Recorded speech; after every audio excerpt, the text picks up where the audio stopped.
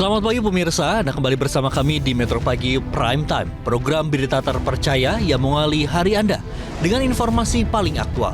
Pagi ini kami telah merangkum 3 berita terpopuler yang wajib Anda ketahui.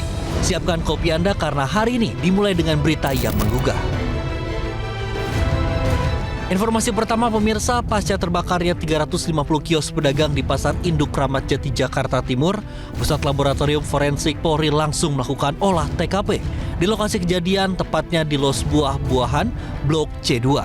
Dalam proses olah TKP, tim Puslap 4 mendokumentasikan beberapa titik kios pedagang yang hangus terbakar dan mengambil beberapa barang bukti dari sejumlah kios seperti sisa kabel instalasi, lampu penerangan, abu arang, dan rekaman CCTV. Sementara itu, tim penyidik Polres Metro Jakarta Timur memeriksa 9 orang saksi guna penyelidikan.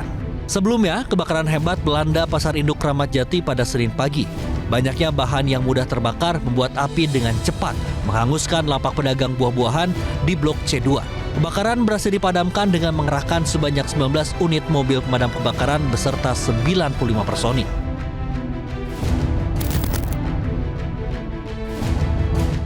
Di informasi kedua pemirsa, Menteri Dalam Negeri Tito Karnavian meminta penambahan pasukan bantuan Komando Operasi atau BKO TNI Polri untuk mempercepat pembersihan di wilayah terdampak bencana.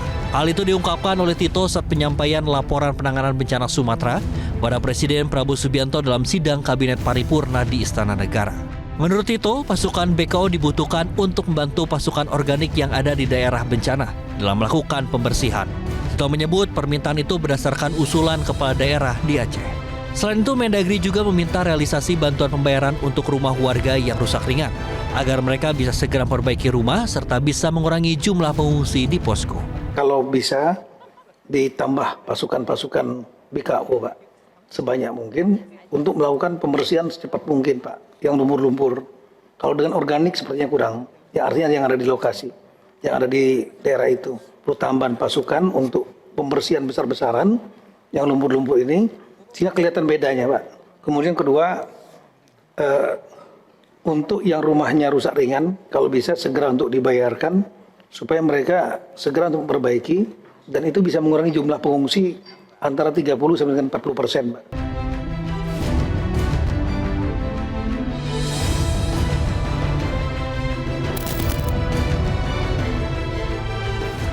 Dan di informasi ketiga pemirsa, dalam sidang Kabinet Paripurna di Istana Negara, Presiden Prabowo Subianto meminta para pejabat tidak menjadikan Sumatera sebagai wisata bencana.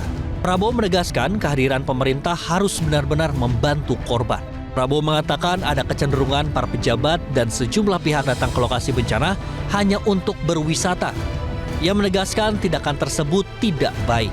Dalam sidang kabinet ini, Presiden menegaskan pemerintah akan segera membentuk badan ataupun satuan tugas rehabilitasi dan rekonstruksi di wilayah terdampak bencana di Sumatera. Pemerintah juga akan segera membangun 2.000 hunian sementara dan hunian tetap untuk warga terdampak bencana. Jangan pejabat-pejabat tokoh-tokoh datang ke daerah bencana hanya untuk foto-foto dan untuk dianggap hadir. Ya, mohon sebaliknya kita tidak mau ada budaya wisata bencana. Jangan, kalau datang benar-benar harus ada tujuan untuk membantu mengatasi masalah. Saya kira kalau unsur pimpinan datang yang punya tugas dan portofolio ke situ. Mohon ini saya lihat ada kecenderungan wisata bencana ini tidak bagus. Ya, rakyat di situ jangan dijadikan objek. Kita datang ke situ untuk benar-benar ingin mencari masalah, melihat kesulitan, dan bertindak. Demikian rangkuman berita pagi ini di Metro Pagi Prime Time. Tetaplah bersama kami untuk informasi terkini sepanjang hari, karena dunia terus bergerak dan kami ada di sini untuk memastikan Anda tetap terdepan. Jelajahi cara baru mendapatkan informasi. Download Metro TV Extend sekarang.